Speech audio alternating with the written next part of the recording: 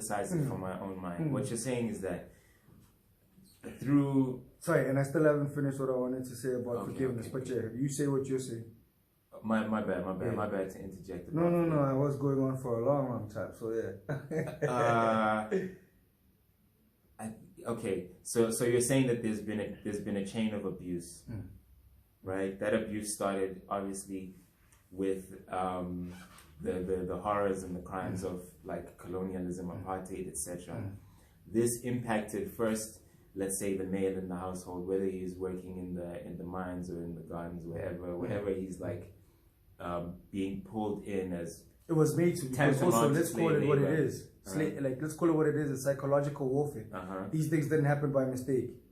So cascaded onto the man. Castrated the males, turned them into slaves. Sure. So and the man passed on that trauma to his household, to the wife primarily, and then the wife to the kids because she's the primary educator. Okay, sure. But the man also plays a role with the kids as well. His absence. If he's there. For sure. Yeah. Even his absence is in and of itself. But then we have to look at it, like we know children that grew up as orphans, right? They grew up with no parents, but they grew up to be good, decent human beings. The only children that are fucked up are children that grew up in abusive homes. So you can't blame absent parents. Your lack of presence. Orphans have a much harder time. Yeah. Definitely. No, they do have a harder time. But just like but they have a shot.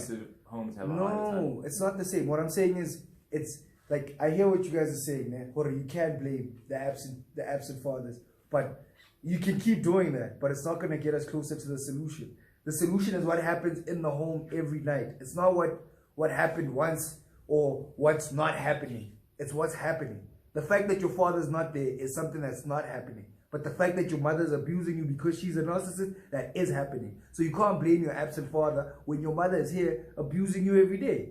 100%. No, I don't think the argument is that it is the whole problem. That the whole problem... of course. The whole problem is absent fathers. Yeah. No. But we're saying that okay, so here you have an absent father. Now you have a single parent-led household. A toxic mother, yeah. Right? Yeah. I would argue that if the person is inherently toxic, that toxicity is going to be compounded by financial strain, by the strain of trying to take care of your kids, guide your kids, all of this stuff on your own. Sure. So even in the absence of the father, that becomes an issue because this person is trying to tackle all of that alone. No, definitely. Yeah. Definitely. We definitely have to address and even the fact that the fathers are so absent lets you know how deep does the trauma and the narcissism go. Because a lot of men in our country, we genuinely have a crisis of masculinity in our country. Young boys don't know what it's like to grow up and be a man. They don't know what a real man looks like because every man we see is eating shit on some level, one way or another. From somewhere.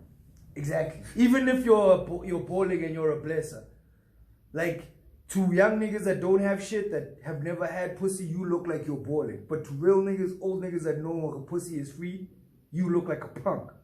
You are out here working just so you can pay for pussy. Oh my God. And you think like you're in control. No, the women that you're blessing are in control of you. Puss ass nigga. Anyway, getting back to what I was saying about forgiveness. As we finally circle back.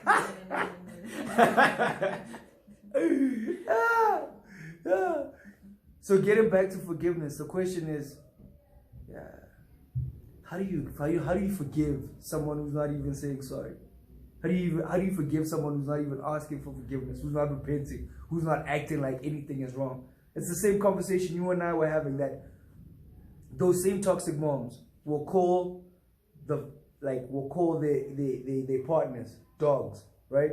In front of the children that they made with these so-called dogs, and never expect those children to grow up and be like, okay, you're a female dog. Again, I get you're saying my dad is a dog, so that makes you a bitch.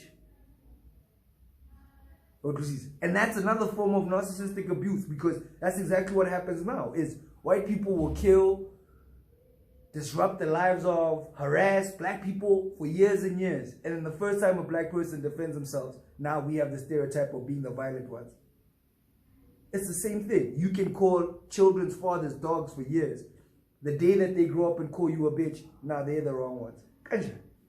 So, like, Rejoyce was laughing at it, but I was like, yeah, no, toxic moms are white people, fam. Same WhatsApp. You do what it up. I mean, I think it's like, yeah. Look, I think forgiveness is it's important, not only for the other person, but for your own soul, like your own sanity, right? But forgiveness doesn't mean perpetuating like your own abuse. Do you know what I'm saying? So if you're in a situation where someone has crossed a boundary that you have set up with them, then obviously you can't trust that person with that boundary. Doesn't mean that you don't forgive them, doesn't mean that you can't move on from that and love each other. But if that's gonna be something like a pattern, you're gonna have to start loving that person from like a greater and greater distance as time goes, you know? And I think that goes both ways.